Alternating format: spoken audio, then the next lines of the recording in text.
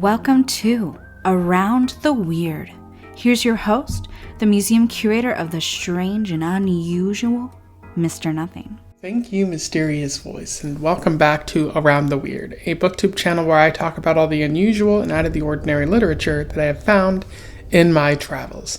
Today, I want to talk about a book that I read, one that I picked up from my local library at random. Don't forget to patronize your local libraries. They might have interesting books awaiting you. And today's book is all about a disastrous space colony. I am referring to Halfway Home by Hugh Howey, which was published either in 2010, according to the Wikipedia page, or 2019, according to the copyright in this book. For those who don't know, Hugh Howey is an American author who is primarily writing science fiction, and he's gotten most of his work published in the past 10 to 15 years. And in addition to that, his work is being adapted into TV and movies for Amazon or Apple TV or whatever. That's pretty much all I know about him, beyond the fact that he also does sailing in his spare time. And he's also self-published, so a lot of this just showed up on Amazon rather than being published from a reputable publisher, which, sometimes is the case needs to happen because, publishers won't always publish everything that comes across their desk, which is a mistake. Like they don't have any obligation to publish everything, but also it leads them to just ignoring a large sum of pretty high quality writing because they don't want to take risks on one thing or another. So without further ado, let's talk about Halfway Home. I will do a summary, a little bit of analysis, and we will move on from there. So Halfway Home focuses on the future Earth, or rather the future of people from Earth, where the nations are divided up into expansionist sort of nationalist state, where they send rockets into space with the hopes of finding planets that they can then mine or gather resources from to deliver back to the original nations. And every country pretty much has the same procedures. They send the blastocytes, so basically the fetuses, into space because hibernation and faster than light travel isn't possible. And when they find a planet, the space colonists there's an AI that determines if a planet is viable. If it is, it gathers resources and allows the blastocytes to turn into children and grow up and become adults and trains them in specific jobs. And everything's great. They can send the resources home and those nations become richer. But if the planet's not habitable, if something goes wrong, then all of the blastocytes are aborted and the site is nuked so that nobody else can gather the information from that site because everyone is protective of their intellectual property and whatnot. And that is what is happening to Porter's colony as the story begins. He and his fellow colonists are unfrozen, but there's a fire starting because the AI had already begun the abortion process, which is a bit unclear why that is happening to Porter and his friends, because why would the AI do that, but also try to keep them alive? They're trying to figure out how to survive as a result of it, because this planet is somewhat habitable, but it's clearly not resource rich. And there's a number of problems with the tremors in the earth. There's earthquakes, and the food doesn't seem really viable all that much. It's just like coconuts or something that's like coconuts. But Porter's job is that of a psychologist, so he's helping his friends. And we also learn that Porter might be gay, although it's unclear why he is gay, given that everyone is genetically manipulated, and so you would think that homosexuality would be prevented by the powers that be, but that's something we learn about as the story progresses. The AI wants them to build a rocket to send data back home about why this colony failed, and after the colonists finish, it promises to help them with the next steps of their survival. Unfortunately, a lot of people are dying, although there was 500 people who who were set to operate the space colony, there's now only something like 40, and the deaths make things even harder. There's a supposed security guard named Hickson who assumes leadership and we later find out is being manipulated by the AI, and he's having the other colonists create guns in order to protect themselves, but also to supplant their authority over the other colonists. And Porter and his friends at this point decide that it's not really safe staying on this colony anymore. They'd probably have a better time, or at least have an easier time, leaving the colony and escaping into the wilderness, which indeed they do. They travel there, decide to head into the mountains through some tunnels. They encounter some large caterpillar-like creatures that they're able to somewhat domesticate and ride through the landscape. And eventually, when they make it through the mountains, they find an abandoned mine that the AI had talked about. And they discover some of their friends who have previously escaped are there, although they are a bit injured in the process. However, once they arrive at the mine, they discover more tremors and the fact that the security people have actually followed them from the colony and want to capture them and bring them back to the colony.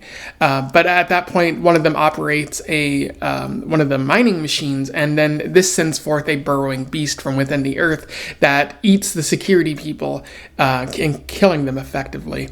And Porter and his friends realize that this beast has created gold. Like, it's made out of metal, it's a mechanical organic beast, and the byproducts that it creates are gold, which it ate from the soil, and other rare earth minerals, which Porter realizes the AI knew about. And the reason that it had tried to abort everybody was because it discovered that this beast was going to prevent, the mining operations operating of heavy machinery and make it difficult in the colony. But it also realized that it was producing these rare earth minerals, so it decided to keep some people alive in order to send a rocket into space and gather this information. But Porter and his friends realized this would be disastrous because they could possibly duplicate the monster and use it as a weapon of war, or just completely dismantle species altogether and hurt life in the universe, because it's just going to eat everything. And so they decide that they have to travel back to the colony and stop the AI from actually sending off the rocket and just retake control. And at that point, Porter and his friends walk back, but they're captured, or they at least lead Hickson and his friends to believe that they're captured. And the colony sends for Porter to find out what he knows, basically revealing all of this and announcing that Porter was made gay by the powers that be, because in every colony there needs to be one person to shoulder the responsibility, and that person is the homosexual, and which is very strange, and I'll talk more about that later. But essentially, Porter is serving a role that's going to help the colony survive, at least for one generation.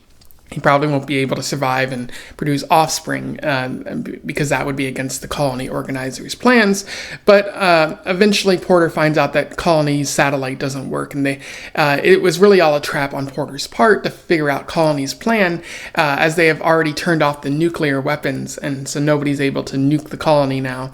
And they've also prevented the rockets, and they've taken over the facility. So everything is great, and everyone's been liberated from there, and the colony AI won't be able to hurt anybody from there. And then the story flashes forward a year, and as it comes to an end, Porter basically writes a message that he plans to send back to Earth, announcing that they found this amazing technology, but the people on Earth will never be able to have it, and they'll never be able to find this colony, and they'll have to deal with the fact that their disastrous and inhumane methods are going to be challenged in the near future. In terms of analysis, there is a little bit to talk about here. Ultimately, as I noted before, I didn't really enjoy this, mainly because it had such promise and it worked with such interesting ideas, such as the rogue AI and genetic manipulation and the survivalism on an unknown space colony. All interesting ideas, but the middle section of the story just it doesn't do anything. Like Howey just seems to stop the story altogether, and it seems like he only has the colonists leave so that they can eventually come back once they find out the big secret. But nothing happens on the way to finding out that big secret, which makes this story really dreadful. But there are some interesting ideas that he does touch upon, including like the idea of being unprepared for the situation at hand. The colonists are essentially half-trained teenagers. They were supposed to be unfrozen or birthed when they were around 30, once they had all the knowledge that they had and the training and that the colony was fully set up. But at this point, they're only teenagers. They're on their own because the AI refuses to help them. They lack the complete knowledge that they would have. Like, Porter's a psychologist, but he only understands the basic theories of psychology because his training hasn't been finished. And that's the case for pretty much everyone who they have a lot of solid ideas on how to proceed forward, but they lack the real strong knowledge, and they're working with like half of what might be the best preparation for them. And so they're all trying to survive in a place that they're unfamiliar with, and where they just need a little bit more information, as well as like the colony preparation that usually takes place. They're hungry. They're relying on food that comes from the land that's maybe not the best in terms of nutrition, and they're relying on groups. So they're turning to in-group versus out-group kind of stuff, and that separates the group and makes it hard to rely on other people. A lot of people are just breaking down in the process, which I do like how he describes. There's an interesting quote that I would like to read to you. And in those uncomfortable, tragic moments, Myra had perfectly demonstrated why I had come to speak with Colony. She was moving through a deteriorating progression, the will to live leaching out through her pores. She had arrived at the last stages of some disassembly line, one we were all traveling down and couldn't seem to get off. And so here Porter is talking about how one of the people he knows, like how she's just dismantling, becoming unraveled.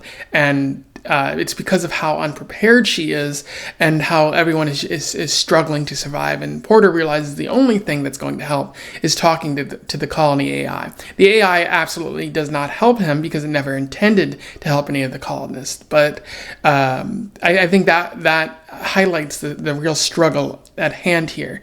But things do seem to get easier for the colonists. Once they leave, like they have all the food they need, they're able to tame some of the animals, and there never really seems to be any major danger for any of these characters. So Howey presents this initial danger, but he never follows up on it. And I feel like that's a real miss for the potential of this story. Another interesting element of the story is the potential in terms of the science fiction, especially as it relates to the current greed of our age, just elaborating on it to the natural endpoint that would take place with science fiction, how we've come to see like capitalism trying to mine resources from other planets and not really doing much to, make sure that we're doing the right thing there and that we're not destroying stuff.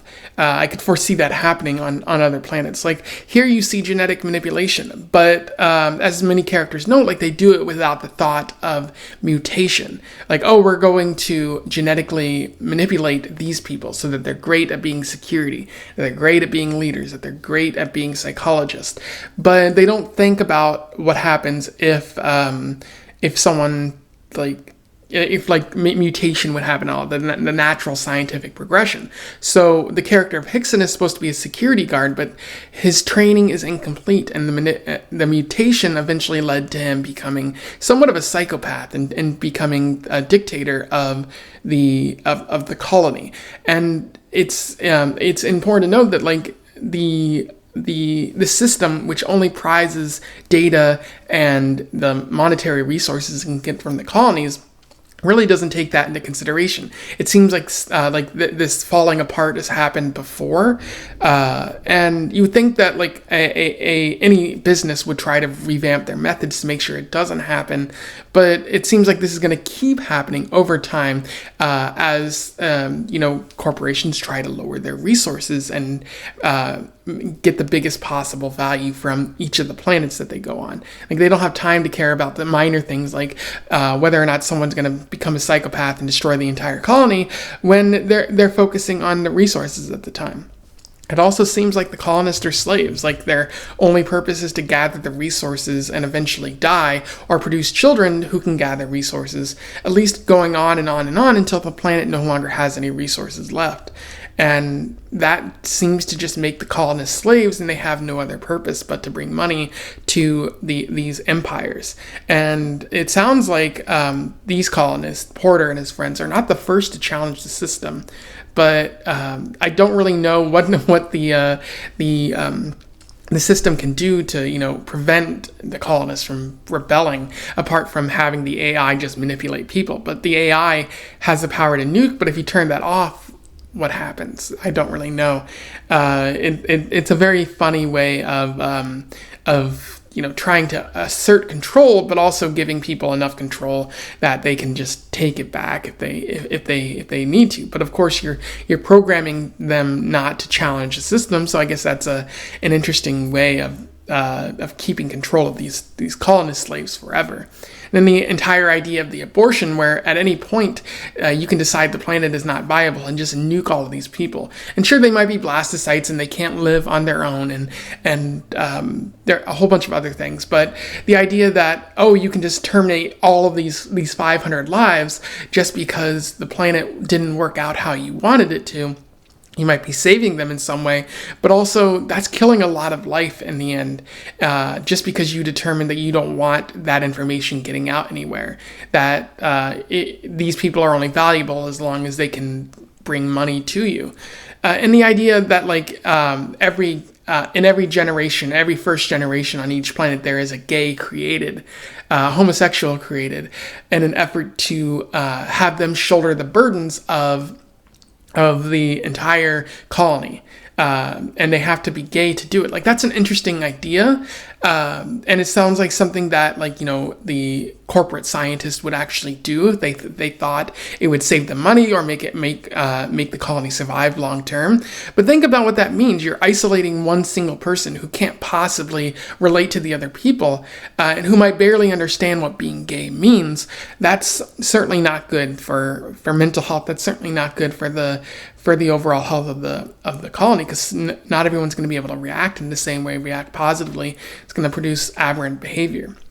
But it's also weird that Howey would make this like a plot point of the story. It's a fascinating idea, but it's also really weird and kind of a weird thing to focus on. Like, imagine saying you're the only heterosexual on this space colony for a certain reason. I don't know. It strikes me as weird. But I do like the idea of valuing lives over, or valuing data and money over people, and the idea of the beast, and how it's important for Porter and his friends to stop it, because if information like that gets out, it's game over for humanity. It's going to create long-term war in an effort to create a beast that can produce resources like this. And while these are interesting ideas they're working with, I feel like the story really suffers from the boring plot. Like, as I said before, it does a great job in doing the setup and making me interested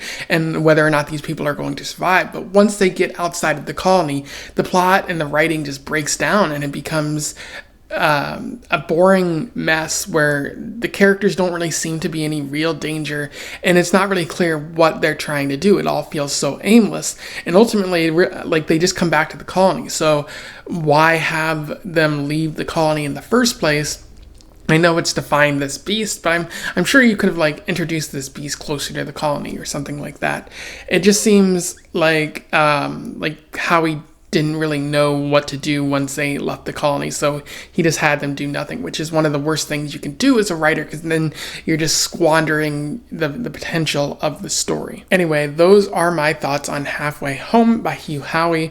It's an okay story if you there's something there, but it's not enough to keep your interest. If you're interested in science fiction, I do recommend that you perhaps check this out from your local library, but it is certainly not worth purchasing, especially given how it wastes its entire premise. If you read this before, you simply want to comment on something I said here, do so below. Let's have a discussion about Halfway Home. Otherwise, don't forget to like, share, and subscribe so that more people can find out about this book or this author if they do not already know. And until then, I wish you the best of luck in your weird and colony travels. Farewell.